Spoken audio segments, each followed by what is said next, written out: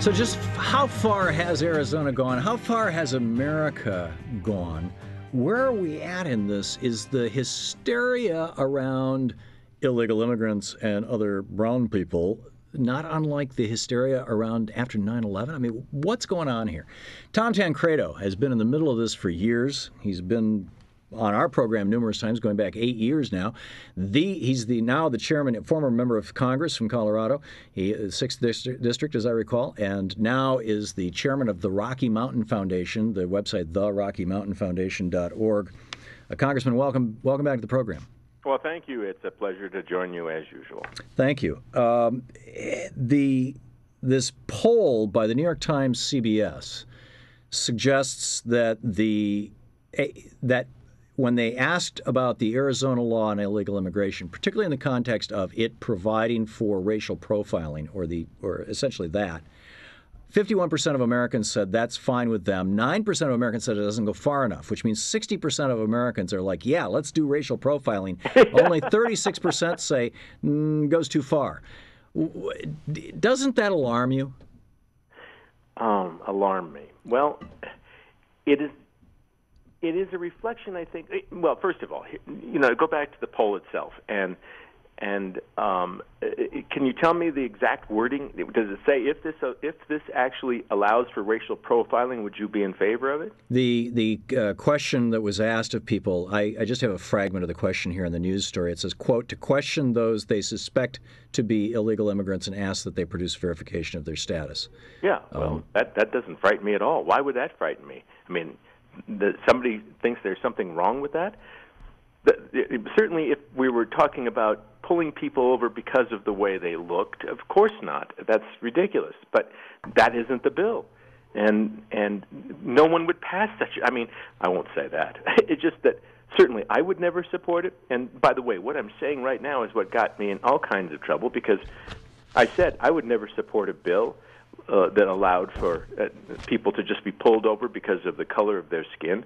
Well, some blogger took that, put a headline on it that said, Tancredo says that the Arizona bill doesn't go far enough. And I mean, I'm sorry, it goes too far. It goes too far. And that got picked up and put on the Huffington Post. And from that point on, why it was Tancredo thinks that the bill has gone too far. I absolutely don't. I was saying that it is that would be a problem, but it is not that bill. Okay, well, here's what happened to an Arizonan just a couple of days ago. This fellow is V. Newton, and he was interviewed on a local radio station yesterday. Here's what he had to say. They pulled me over and they asked me questions about what country I was from. They asked me where I was coming from and where am I going and what am I doing. The questions were stated to me in the voice of tone I felt that were very degrading to me.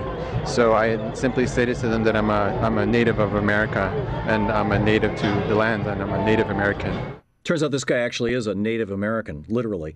And he was stopped at a police checkpoint in Arizona after 4 cars with blonde or light-haired and white-skinned people were allowed to pass through. He was stopped. Then I think he's got a pretty good case to make here that there is a problem. But where they do that bill hasn't even been. I know, it's not even law yet. It's not even it's law like yet. everybody's doing this stuff. And this is my concern, Thom Tancredo, is that we're starting down a road that is a really dangerous one. Governor Jan Brewer just sent on Thursday of last week sent a bill to the state legislature in Arizona that would cause schools to lose all of their funding, all of their state funding, if they offer any courses that, quote, and this is language from the bill, are designed primarily for students of a particular ethnic group or advocate ethnic solidarity, end quote. Right. In other words, no more black history, no more Mexican-American studies. This is actually targeted specifically at the Tucson Unified School District's popular Mexican-American Studies Department. They're trying to get rid of this thing. Good.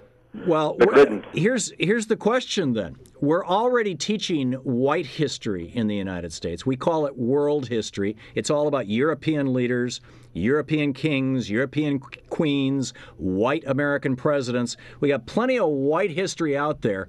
What's wrong with saying, here's the history of Hispanics or here's the history of African Americans, which was never reported because they haven't been in charge for the last 300 years? Well, because, of course, it is in there. It's in the textbooks today. It was in when I was in school. Nothing has changed when you talk about American history. There's all kinds of references to people who are not European and not white. So the idea that you only have a selective curriculum at the present time focused on white males is inaccurate. No, you and I both know that's true. We both went through that curriculum. How many African American authors did you study in high school or college? Well, okay, how many? Yeah, that's true. How many Italian American authors did I study? The fact is that you can only you take a look depending on what you're trying to teach. If you're trying to teach about American history and world history, why would you not focus on Western civilization, which is our history, whether we like it or not? Because the people who make up the society are as important ultimately as the leaders. And our notion of history has historically been, it's going to be the story of what was the order of the kings and queens of England? What's the order of the white presidents of the United States? Who were the people? I mean, even what should we teach about American history? The order of the presidents in Mexico? What has that got to do with it? Well, I think it would be really useful. Why are you so worried about a curriculum that focuses on Western civilization? It is our history. Whether you are recollection black or of, white for example, or pink or blue. My recollection. If you come to the United States, that is who we at least were and hopefully are. There's nothing wrong with Western civilization. There's nothing wrong with it being focused on, even with all of its warts, even with all the bad things. If you tell the truth about who we are, I still think we end up on top. There's a reason why. There is a reason why. What does Western civilization mean to you? Yeah, if you open the gates all over the world, people run one way. Well, they run a lot of ways. In Europe, they're running into Europe. Here, they're running into the United States. That's called the West. It's called Western civilization. Western Europe. Okay. So that's the rich civilization. That's like saying, there's all kinds of money at Goldman Sachs. Let's all run in there. Why do you think people do it? Do you think that they're running to get something as bad as what they've got? No, they're trying to get money. But my point is that we're not teaching, for example, the history of the Spanish-American War or the Mexican-American War. We're not teaching Lincoln's point of view. Lincoln thought it was Polk, wasn't it, who was the president who declared that war? Lincoln thought that the president of the United States should be put in jail. He was very outspoken against the Mexican-American War. Body Lincoln, they called him. That was in my textbook. That was in my history textbook. Well, it wasn't in mine. I didn't learn the Mexican point of view. You should have gone to a Catholic school. Yeah, maybe. I mean, maybe that the Catholics were more into it because they're, they have a very significant presence in Central and South America. But I can tell you that in a secular, normal, all-American school in Lansing, Michigan, where I grew up, and it was no slouch of a school system. We had a hell of a good school system. And what we learned basically was the Daniel Boone side of it was the Alamo guy.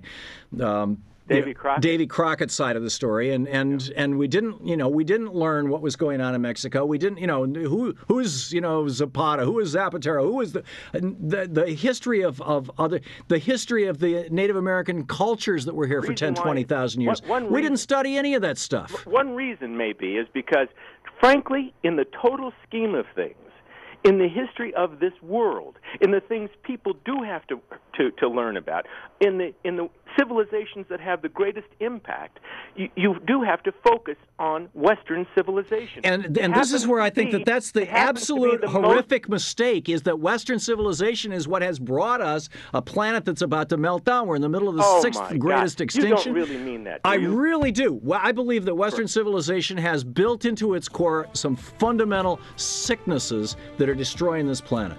Well, I'll tell you what, it's the best thing that has happened to this world. And if you think that for one moment that Eastern Europe under the communist system, Eastern Bloc or Russia, I am not advocating that. I am saying that we need to learn some lessons from indigenous people on this continent.